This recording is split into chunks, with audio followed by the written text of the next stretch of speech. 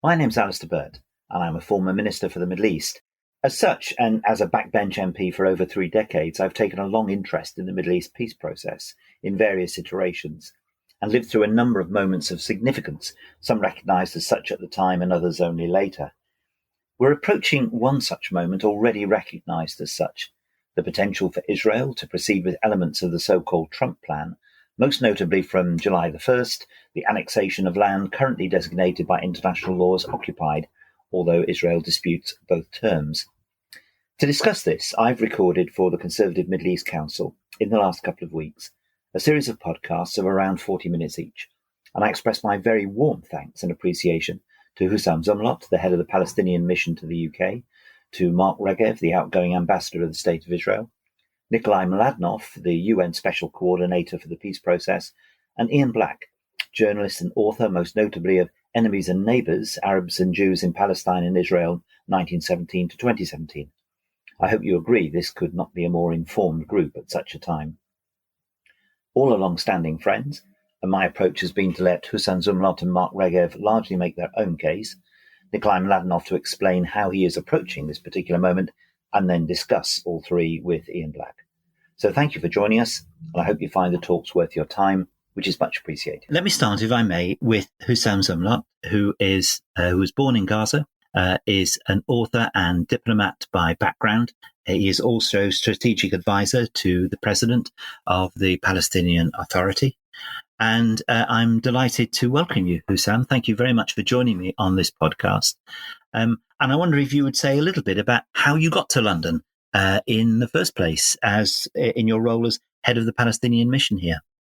Hello, Alistair, and allow me first to say that what you said just now, that you have been involved, is such an understatement. You have been a source of inspiration, and I'm so delighted I'm having this conversation with a person who has passionately served the cause of peace in my region and beyond. You have our respect and our admiration. I came from Washington, Alistair. I was the Palestinian ambassador, the head of the PLO mission in Washington, up until the end of 2018, when President Trump, the Trump administration, shuttered our mission in Washington, and I was reappointed to the UK. I jokingly say that I enjoy London and the UK so much, and I have one person to thank now, that is President Trump himself. I'm interested in your time in the US before you came here, if I may. What impression did you form of United States opinion more broadly? Is there a distinction between Congress and the administration and public opinion? What did you make of America while you were there? I remember, Alistair, right at the height of my time in Washington as an ambassador, a friend of mine asked me a question, and it was a phone conversation. He was in California, and he said, Husam, how are you? I said, I spent so many sleepless nights. To which he responded, I understand, I expected it. There are so many challenges. I said, no, my friend, I spend the sleepless nights not because of the challenges, but because of the opportunities. I was absolutely amazed, surprised. I did not expect so many opportunities, Alistair, in the US. The transformations that are happening, the growing awareness, the knowledge, the connection by the younger generations. And wherever you go, you feel that people are knowing more, connected more, want to know more. I mean, I every day I felt 24 hours were simply not enough for a Palestinian representative to engage all those wide range of circles and constituencies and ethnic minorities and intersectionality, what they call and with now what is happening in the US, my point of wanting to be almost everywhere at the same time proves the point. However, the US has the thing and its opposite. I mean, the US is the beacon of liberty, democracy, constitutional arrangement. The US is the place where most of human inventions happened in the last so many decades, including the internet and the smartphones and what have you. Every serious technological leap we have taken over the last so many years came from the US. Yet, the US, as you may have seen only in the last couple of weeks, has a systematic racism inbuilt. There are two Americas that I have seen when I was there. There is the America of rights, the Bill of Rights, America, the land of opportunity, America, the land of equality, America, the land of creativity in every sense, pushing you to the limit. And there is the other America. There is the imperialist, control, closed off, phobic. The best thing is, how do we ally ourselves with the first America? You speak of America as a place of opportunities. And as far as the power brokers are concerned, particularly in Congress, I think the general impression over here is that it has been over the years an uphill struggle for those representing the Palestinian cause to break into a Congress where the state of Israel has a strong representative group of congressmen and women who think very seriously about their issues. And Congress itself seems, to the outsider, to have been more difficult for you to make a case than it would be for the state of Israel. Was that your impression when you were there, or was your sense that it might be changing? Yes, it was my impression. Things are not easy for a Palestinian ambassador, for a Palestinian voice in the U.S., particularly when it comes to political entities like the Congress. Yes, people are fearful. People are calculating, especially politicians. And sometimes, while they know that Palestine is an issue of justice, an issue of international law, they calculate the political cost should they come public about their support. We understand all the dynamics, but I am certain that my task was way easier than my predecessors, all my predecessors. And the trajectory of time is very clear. That things in the US are changing, maybe slowly sometimes, maybe faster in other moments, but the trajectory is changing to the side of more brave voices, more principled voices, including in the Congress. In the last few weeks, we have seen so many congressmen and women who have written letters about Israeli policies, including annexation. During my time, I used to literally visit the Congress every day, meeting several senators, Congress people. I even, some of my friends would joke and say, Husam, take your mattress to the Congress and spend your nights there, because I would leave the Congress literally at like almost midnight. So there were opportunities, many people who would want to engage.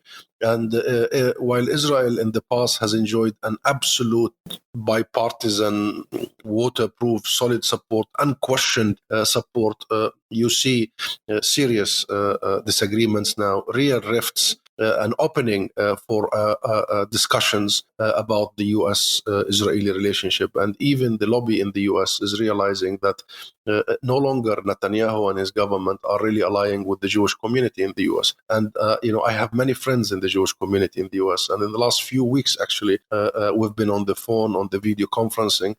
I did address major constituencies in the U.S. in the last few days, and I'll be addressing another next week, a joint Jewish leaders and organizations in the US and in the UK. And it's obvious that Netanyahu has allied himself with the second America, if we link to the first question, with the America that is phobic and closed and America first and all that, not even with the progressive Jewish voices there. So there are changes in the US and in every sphere, but unfortunately, the Trump administration has tried to undermine that change to deliver a preemptive sort of strike on all those who want to see a different future in the region. We'll come back to the US in a moment when we talk about the proposals that are currently on the table. But as you said, the American administration helped you make a decision to come to the UK a couple of years ago.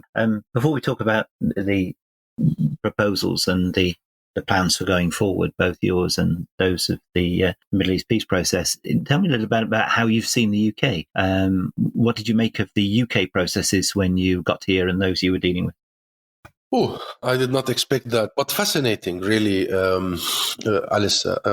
This is not the first time I am in the UK. I studied here, London School of Economics. I lived here for many years as a student, and then I worked here for many years. London, the UK, has always been a source of real fascination. I mean, in every meaning of the sense, I don't think there is any other city than London that can really, really not only acknowledge and respect differences, but actually celebrate differences.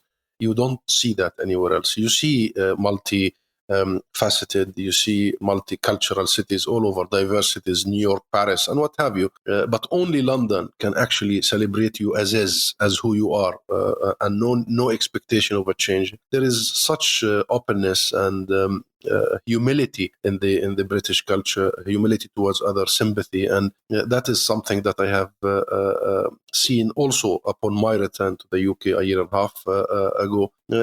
However, if you really mean about the UK public opinion and decision-making process vis-a-vis Palestine, the peace process, I am worried, Alistair, I must say, about the widening, growing gap between the public opinion, and it's clear. The public opinion supports justice and peace in the Middle East. They support the end of Israel's occupation in every single poll that is conducted, in every occasion. And that was manifested in the parliament decision in 2014 to recognize the state of Palestine. And I know you were a member of parliament then. Because the parliament is the manifestation of the will of the people. Those are the elected political representatives. I am worried that the gap between all that, the public opinion and the government, is widening and growing. And I hope that this gap is going to be bridged as soon as possible. My own feeling, as you know, is that the issues being brought forward by the plan announced by President Trump and Prime Minister Netanyahu in January is in a way beginning to force decisions and maybe contributing either to the widening of that gap or the closing of it because of where we are. And I would like now to look at the immediate prospects and begin with that deal. I was involved, as you're aware, and I spoke on a number of occasions to Jason Greenblatt over the period of time that the Americans were looking at this. And as you know, the Americans kept this extremely close to themselves before it was revealed last January. What was your sense of the process? I mean, I remember being interested that it was a first-term president tackling the Middle East peace process. As we both know from the history of this, very often it was a situation that first-term presidents of the United States left alone, and then a second-term president would really get into it. And I think no one worked harder than President Obama and John Kerry in their efforts recently. But President Trump said he would do the deal of the century, and he would do it up front as part of his first term. What have you made of the process before we get to talking about the decision made or the announcement in January? What did you think of the process that led up to that and the engagement of Jason Greenblatt, Jared Kushner, and Ambassador Friedman in Israel? You know, as an ambassador, it was my job to meet them, and I did meet them several times, and I engaged Kushner and I engaged Greenblatt in many occasions in the White House and with my president when my president was visiting, or when President Trump would be visiting Palestine. And there were two schools here. The first was that these people come from a certain background. All of them, they are zealots, they are pro-settlers, they are actually involved in the settlement exercise illegally for the last 20 years, and they brag about it, they're public about it. They are actually the most extreme, and that will inform their worldview, that will inform their policies and their intervention. The second school of thought was saying, perhaps because they are the zealots and because they are such extreme voices, they might actually help bring about, the right-wing elements into a peace process. Well, the second school of thought have proven to be wrong and was defeated.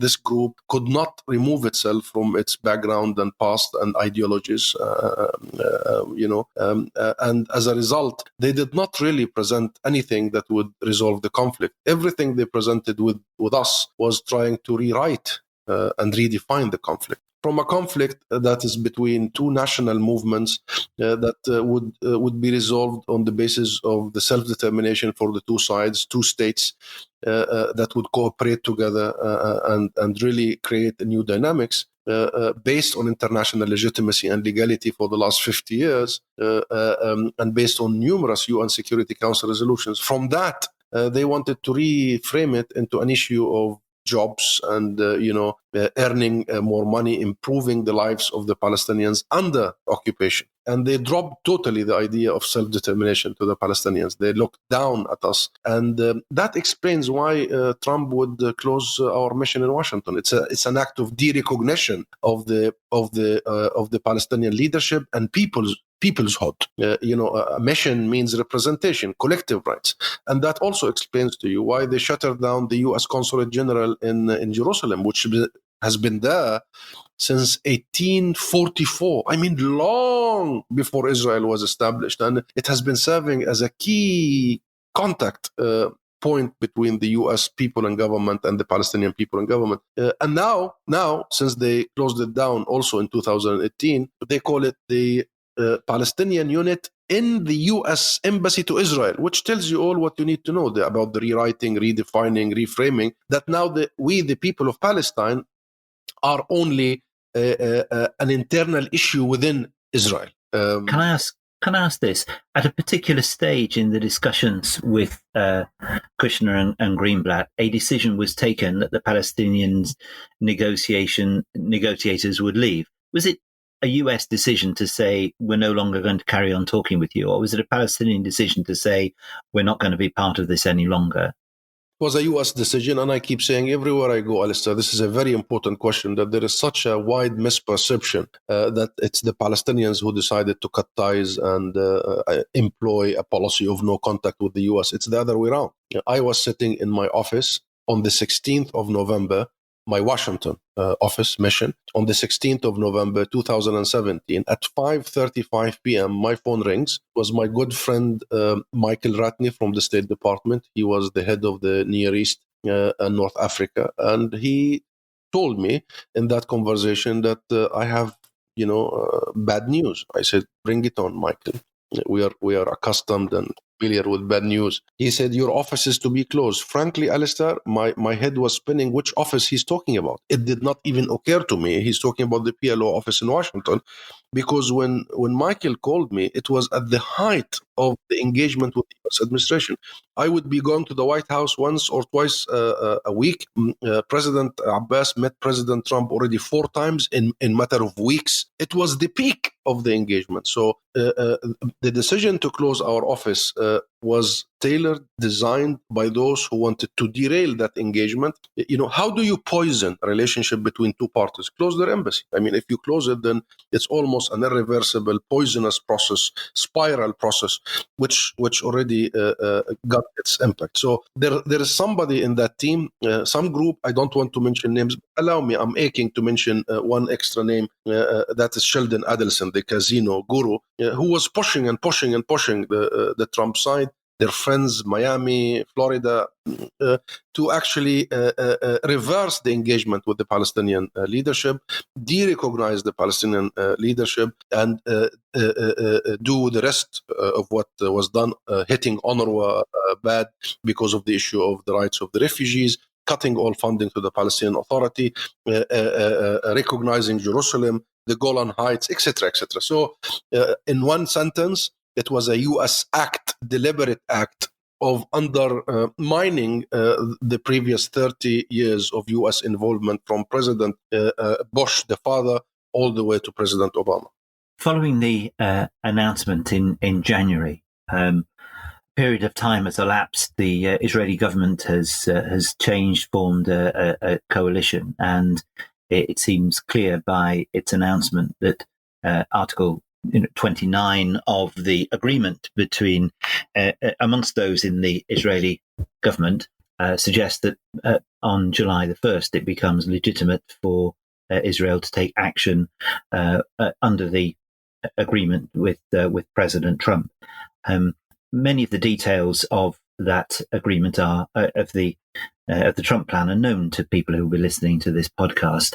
And I particularly wanted to concentrate a little bit on the annexation proposals, or the so-called annexation proposals. Could you explain what you take to be the annexation proposals, and just explain to those who will be listening to this why this is unacceptable to the Palestinian people? If we go into the details of annexation, I think you need another 2-3 hours. But I understand. You're being very good to agree to do something more briefly. I do understand. No. But the issue of annexation is a matter of principle before discussion about the size and the location. And I think annexation is meant to deliver one main function, one main purpose for the current Israeli government, which is the end of partition. It's an announcement, a statement, a commitment to end the concept of partition. If you go back to the Trump so-called ultimate deal, and it has nothing to do with deals or ultimates for that matter, you will see that part of its provisions was that Israel will always have the security, sovereignty, control of the area between the river and the sea. And Alistair, I know how many years and decades of your life you spent on this issue. You know very well that the whole premise of the international framework is that, and the international pressure on us, the Palestinians, in the 70s and the 80s, is that we, the Palestinian people, have to give up the idea of Palestine from the river to the sea. And we must accept the international logic, the international legitimacy, the international equilibrium that this land must be shared.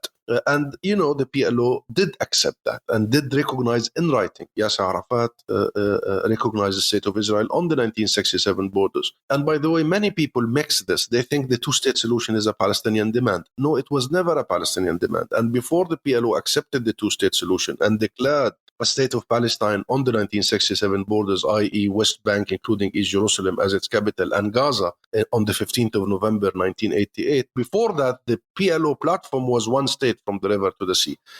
Now, the PLO did accept that because the PLO, representing the people of Palestine, realizing that allying ourselves with international legitimacy is such a powerful act, and that 22% of historic Palestine would be a space for us to call home and to have a state, and then a launching pad really for different engagements and involvements and partnerships and neighborly relationship with everybody. It's a compromise. So it was such a concession. Now, what Netanyahu is doing with annexation, and let me assure you that what he means by annexation is not parts of the West Bank. It's the entire West Bank. So the moment he annexes all these blocks, he calls illegal settlement blocks, and the Jordan Valley, it's the entire West Bank. So when he was asked recently, last week, what will happen to the Palestinian population and people on this land, he said they will remain in their enclaves.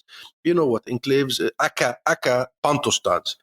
So it is in effect an end of the whole concept of partition. It is in effect, Netanyahu is telling the world and telling us it's Israel from the river to the sea. It is what he told Trump, and that's why it came out in the plan. We are only individuals who seek embetterment of our lives, and we must be grateful for being handed some, primitive jobs in Israeli farms, the slave-master relationship on our own land, by the way. This is the whole dynamic of annexation. And should it happen, it means the end of the two-state solution. And should it happen, it really would spell the beginning of the end of the post-World War II rules-based order, because the premise of that order, of that system that Britain contributed chiefly in creating after the horrors of the Second War, the premise of that order is the inadmissibility of acquiring land by force. To what extent is it true to say that the security of the Jordan Valley has always been absolutely fundamental to the state of Israel? This has been known all the way through all the negotiations, and therefore the annexation of the territory is something that has always been known about and always likely to be part of an end settlement to this. I don't need to say this. Please, Alistair, only last week there were so many Israeli security leaders who were saying this is nonsense. So it's not just me. Of course it's nonsense. It's nonsense in the area and in the era of rockets and short range and long range and all that. It does, from a security point of view, it does not gain you one ounce of a security reassurances. The same thing about the wall that Israel has built since 2002. And, only in the last 2-3 weeks, we have discovered 364 holes in that wall because of the corona pandemic, we've been trying to regulate the return of workers to Israel or from Israel, so we contain and control the infection. And we are discovering all these things. So Israel did not erect the wall to prevent people from, if 364 holes, people can do whatever they wish. It's all about land grab and greed. Why the Jordan Valley? It's the food basket of the West Bank. It's the water reservoir of Palestine. It's the strategic element of our land. And if you go to the Israeli settlements there, you will notice that the absolute vast majority of them are economic ventures, growing the majul, which is big dates, creating manufacturing, bringing cheap Palestinian labor, using and stealing our water, erecting tourism sites on our occupied shores of the Dead Sea. So it's primarily an economic extortion exercise. Okay. It's been clear from reaction to the proposals from many parts of the world, including the Arab world, the suggestions made by President Trump and Prime Minister Netanyahu in January. So stopping annexation clearly has become a policy in itself. But it's not an end in itself. And many people who've studied this for a long period of time, again, are faced with the issue. If it's not this, and plainly for many people, this is not the answer, what is? What is being put in the pot for further discussion now by Palestinian representatives themselves, others who have supported the Palestinian cause, because it is not the status quo being inherently unstable with this issue still not resolved. What is being said by the Palestinians to say, if not this, why don't we do so and so? No, this is not about if not this, we will get that. And I hear all the discussions all over, that now Israel has literally killed the discussion about geography because it has fragmented the geography beyond repair. I hear that. I heard Secretary Kerry already 45 years ago giving his last speech and saying Israel has only a year and a half before the end of all this. No, this is not how it works. You must be principled on what you demand. And I think the Palestinian leadership have come to the conclusion that the two-state solution was not just an international requirement, it's what is possible. And I think they are much more into the arena of possibility rather than desirability. And I tell you, many of Palestinians would love to see an egalitarian, democratic one state that respects the rights of all of its citizens, regardless of their color or creed or language or religion or what have you. But that state might be far from now, given the Netanyahu phenomena, given the rise of the right wing in Israel, given the law that was passed only a year and a half ago in Israel against 20% of the Israeli citizens, the Palestinian citizens of Israel, that specifically said that the right of self-determination is only dedicated to Jews in this area between the river and the sea, by the way, historic Palestine. So given all that, I think the more possible is the two-state solution. The question is, how do we get to a two-state solution, given the calculus in Israel now? And it's simple. It's a matter of calculus, Alistair. The calculation of Netanyahu, who is a politician, not a statesman, who waits for the 10 p.m. news, unfortunately, and who wants to use every single issue for the betterment of his own interest, and dodging criminal charges and being re-elected to a big success, I must credit him, including the issue of annexation, i.e. killing the two-state solution. The question is, how do we change the calculus? He tells the Israeli public that he can be the one who actually turned this occupation into a permanent reality, permanent occupation, and at the same time normalize with the Arab world, and will be no consequences from the international community. I think. Do you expect the Arab world to seek to change the calculus you're talking about? What do you expect Arab states to do? Well, I heard the King of Jordan saying that this will lead to severe consequences. And I think the King of Jordan speaks not only because of solidarity with the people of Palestine, and there is abundance of that solidarity in Jordan, but because of the strategic national interest of Jordan. I mean, the Jordanian security doctrine hinges on the two-state solution for reasons, Alistair, you know, and your listeners know. So does Egypt. I mean, Gaza for Egypt is such an issue, and Egypt wants to see strategically now, for both politics aside, solidarity, feelings, emotions. It's a security threat. It's a security issue, and Egypt wants Gaza to be part of the Palestinian state, part of the West Bank and Jerusalem. So. I believe the Arab world when they say this is going to lead to damaging and undermining regional stability and regional security. So you will see you will see some actions, but we will need more, because so far none of these actions coming from the region or the rest of the international community has really changed the calculus in Tel Aviv. It's one thing to consider what to do if the annexation goes ahead, and clearly that is on the mind of many people outside the region as well as in it. But it's quite another to say, how can we put something on the table that is a positive move forward, which is better than what is already there? Do you envisage that happening? Frankly, there has been so many proposals, Alistair, over the years, and I lost count. You're talking about tens of proposals, and there Yes. has been the longest negotiation process in the recorded history of mankind. Yes. I mean, we've been on the table for 27 years. This isn't about creative proposals. The proposal that came out of the UN Security Council already in 1967, already as early as the occupation began, is a very reasonable proposition. The issue is that can we actually find a mechanism whereby it is not just might that will determine the final outcome of negotiation, but it is also right, and it is also internationalism, and it's also common sense, and it's also our wish for a different interaction in the future, or it's the immediate politicians' need. And we have not found that, because the US was the sole arbitrator, if you may, for the last 27 years, has had a monopoly over the peace process, and it has not managed to actually be that doctor that could save the two-state solution, and could be faithful to the principle, and could be good in terms of its dealing with it. It was simply unable to remove itself from the fact that Israel in the US is not a foreign policy issue. Israel in the US is a domestic issue.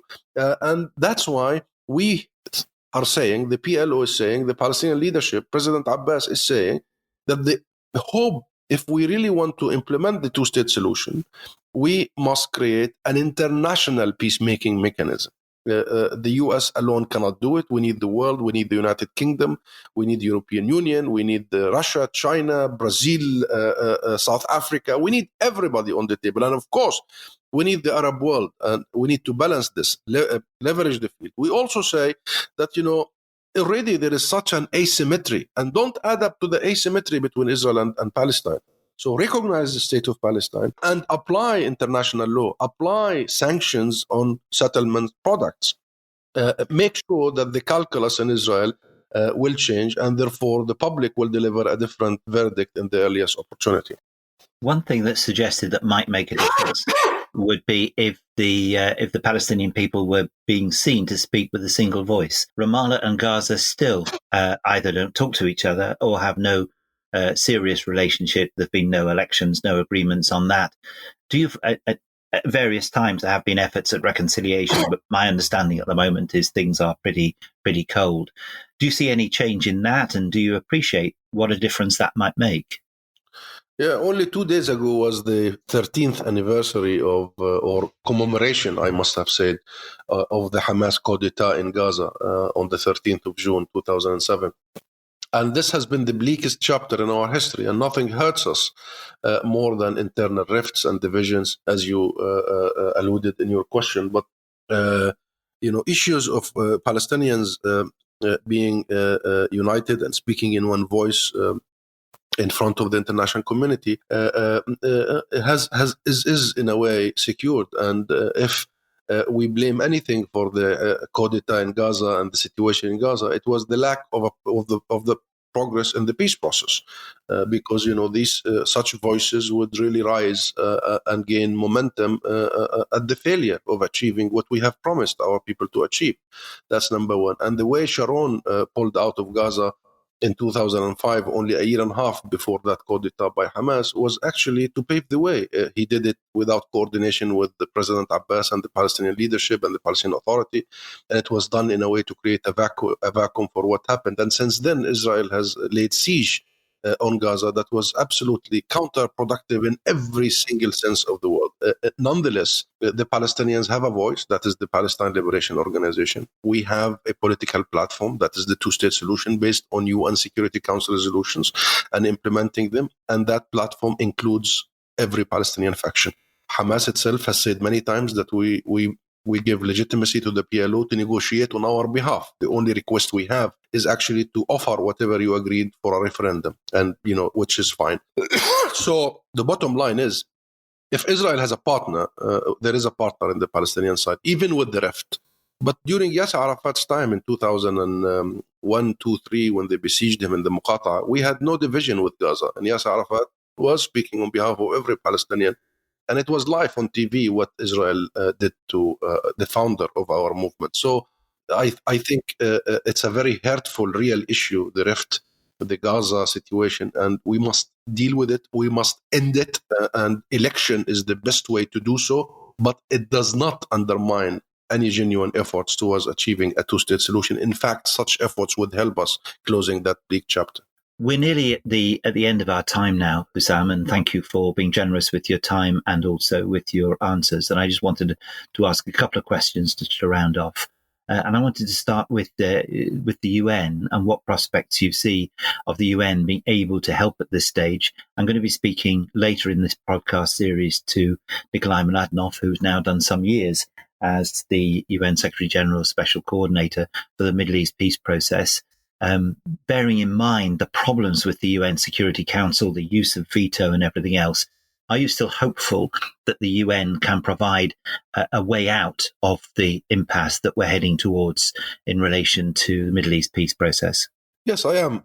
I am hopeful. The United Nations was established for this particular purpose, to maintain world peace and stability. That's the UN Charter. That's the first provision in the Charter. And, while the system might be ineffective in some cases, can benefit from reforms, and what have you, we have no better alternative. The only alternative to the United Nations is simply chaos, is the role of the jungle. And we see the forces like that of Netanyahu and the settler movement, and like that in the US and the Trump administration, who are anti-multilateralism, anti-cooperation, anti-UN, and they just want to grab whatever they can. And this is the role of the jungle. This is exactly what we have learned from the Second World War.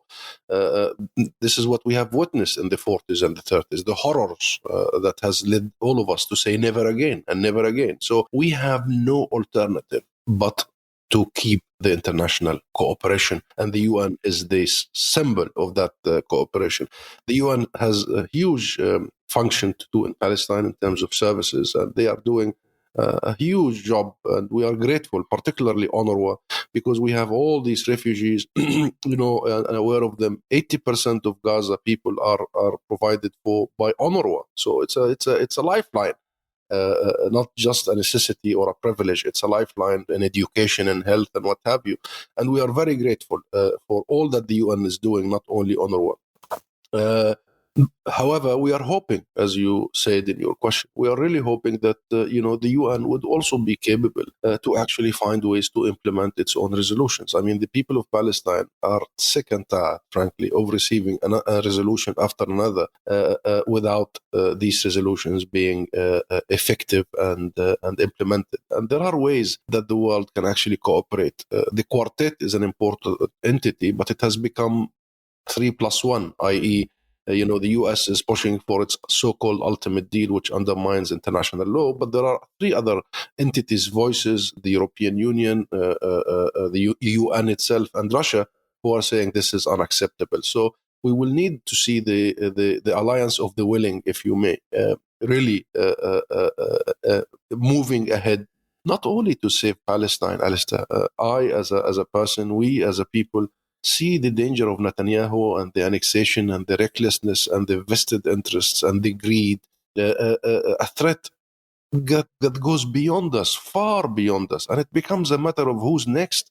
If he annexes and if he does all that he wishes simply because he has the F-16s and the Markava tanks and the support of the sole superpower, the US, and the complicity of the rest of the international community, then you're looking about 100 Netanyahus who will be doing the same. So I hope your conversation with our friend Mladenov would really reveal how much the UN can actually work to bring the world together towards resolution of our conflict. Thank you very much, Husam. It's been a pleasure to speak with you, and I appreciate very much the time you've taken to expound the Palestinian position in relation to the current immediate issues facing the Middle East peace process. But a last question for you. When do you expect to be the ambassador for the State of Palestine to the Court of St. James? Well, I wish I had arrived to the UK as the ambassador of the State of Palestine to the Court of St. James. I'm grateful to you personally, Alistair, for receiving me upon my my arrival as the Minister for Middle East, and giving Palestine what it really deserves of respect and reciprocity, and receiving my credentials. If you remember that famous photo, I always cherish. But I really think that this recognition of the State of Palestine has been long overdue, Alistair. For the life of me, for heaven's sake, I don't understand why the UK did not recognize the State of Palestine. I mean, the UK, forget about the rest of the world, the UK, having issued the Balfour Declaration, would really want to see some sort of stability and peace and cooperation in that region, what you call the unfinished business. And there is a moral responsibility here. And I don't think any other country would be in despair to see its own declaration turning into full-fledged apartheid.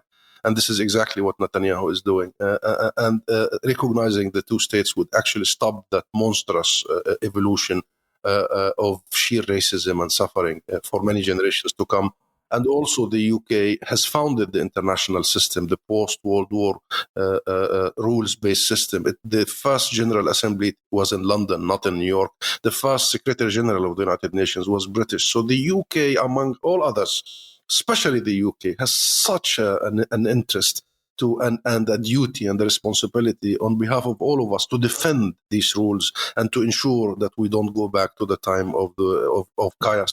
And thirdly and lastly, after Brexit and with all that is happening, I mean, the UK would want to lead that global front. And we saw just the summit on vaccine. And we are so inspired by the fact that the UK want to bring us together in the time of Trump, actually. And we needed the UK to do so. So Israel-Palestine is an opportunity for the United Kingdom to correct the history, to enforce the law, and to move us in a different direction. And I pray to God, if it was a bit late recognizing Palestine, it will not wait much longer.